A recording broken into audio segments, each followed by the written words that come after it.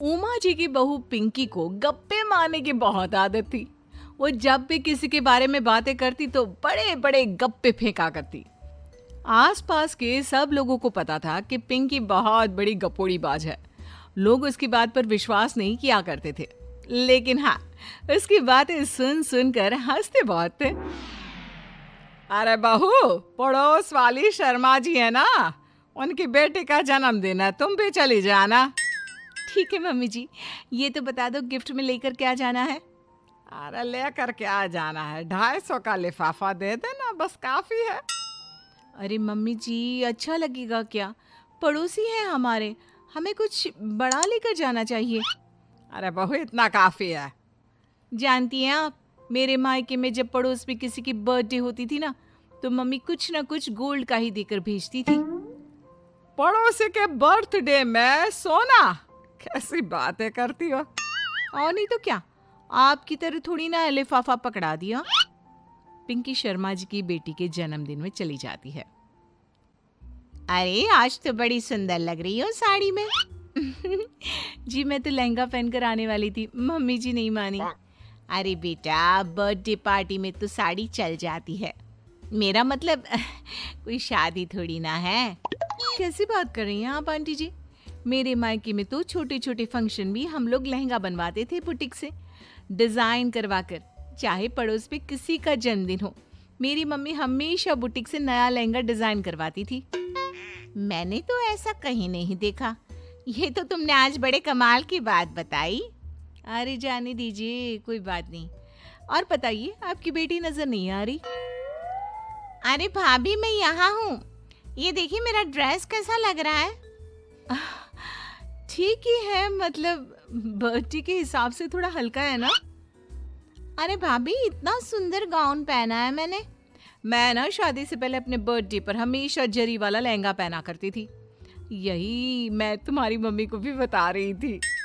इसके बाद केक काटने का प्रोग्राम शुरू होता है। सब लोग इकट्ठे हो जाते हैं।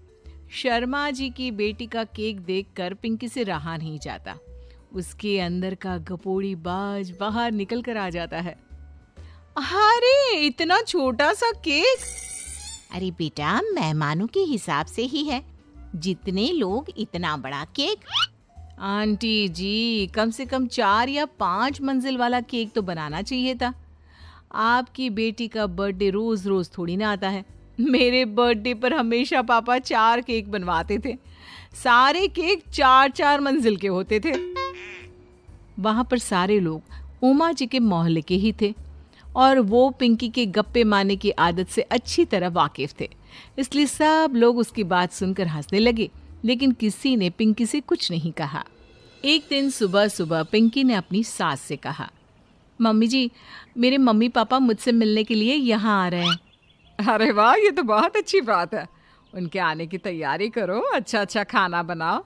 वैसे कब तक आएंगे? मम्मी जी फ्लाइट से आ रहे हैं, कल शाम को 4 बजे की फ्लाइट है।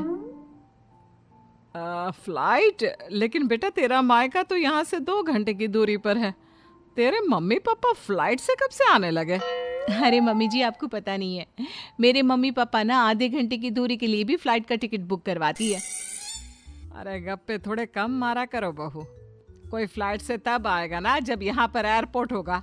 तुम्हारी मम्मी क्या उड़कर आएगी घर में? अरे हाँ मम्मी जी, मैं तो भूल ही गई थी।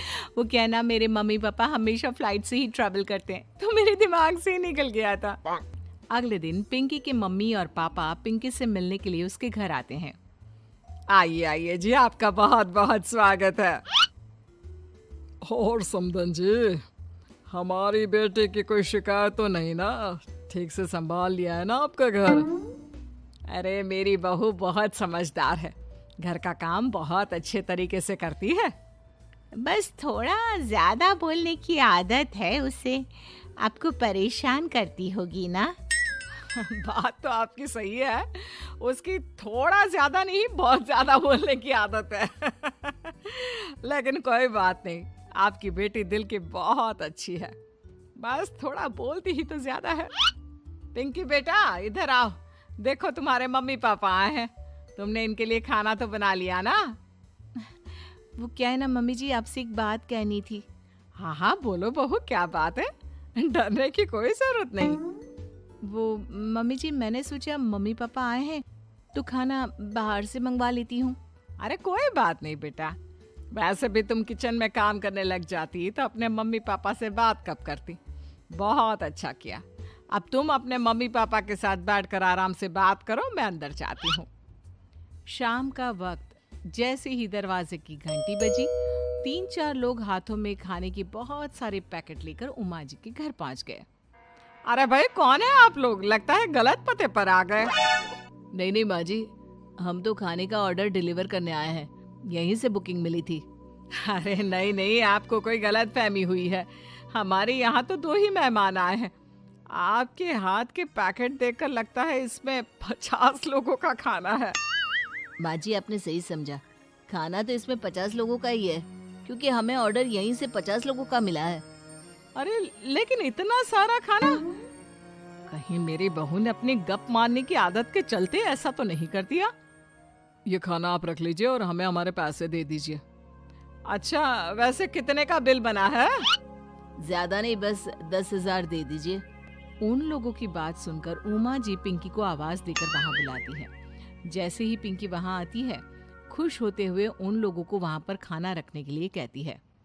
अरे इतना सारा खाना क्यों मंगवाया बहू? अरे मम्मी जी, मैंने आपको बताया तो था, मम्मी पापा आए हैं तो मैं खाना बाहर से मंगवा रही हूँ। ये बात सही है बेटा, लेकिन 2 लोगों के लिए 50 लोगों का खाना? अरे मम्मी जी, कुछ कम पड़ जाए तो अच्छे थोड़ी ना लगता है, और मेरे मायके में तो ऐसा ही होता है, एक्स्ट्रा खाना मंगवाते हैं हम लोग। तभी पिंकी के मम्मी और पापा वहां पर आते हैं। अरे बेटा, एक्स्ट्रा खाना मंगवाने का मतलब ये थोड़ी ना होता है 2 लोगों के खाने के लिए 50 लोगों का खाना मंगवा लो। और बेटा, तुम्हारी गप मारने की आदत के चलते 10,000 का बिल आया है। तुम्हें नहीं लगता ये गलत है?